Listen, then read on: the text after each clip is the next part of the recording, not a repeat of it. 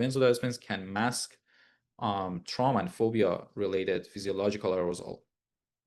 And thus, if someone is doing exposure-based therapies, they would want to be watchful for this, and there might be a need for dose adjustments or avoiding these medications. Benzodiazepines can also impact cognitive function, especially the long-acting ones, and they may cause some drowsiness the next day or fogginess, right, brain fog, and thus may affect integration of the new information that you are providing your client with during therapy. Benzodiazepines also have a high risk of misuse in clients with borderline personality traits or history of substance use disorders or impulsivity and ADHD. But still, unfortunately, we frequently see, especially patients with borderline personality traits, getting prescribed benzos. So that's something you may want to put on the psychiatrist's radar to be careful about if you notice that that's happening.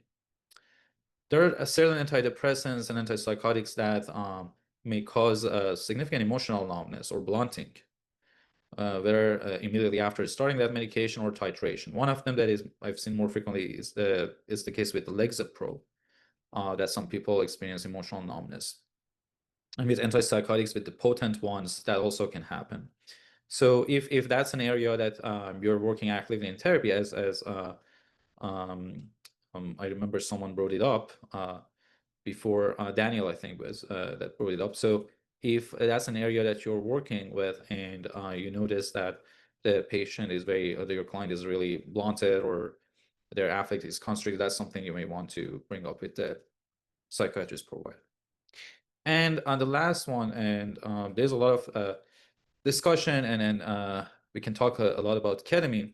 But one thing that's important is that if you have clients with significant dissociative symptoms, which unfortunately gets missed very, very frequently by psychiatrists because we are not trained in recognizing and assessing dissociative symptoms, that would be a consideration. And this has been my experience also, that I had clients with significant dissociative symptoms that unfortunately are offered to or go for ketamine treatment. So and we know that that can get worse.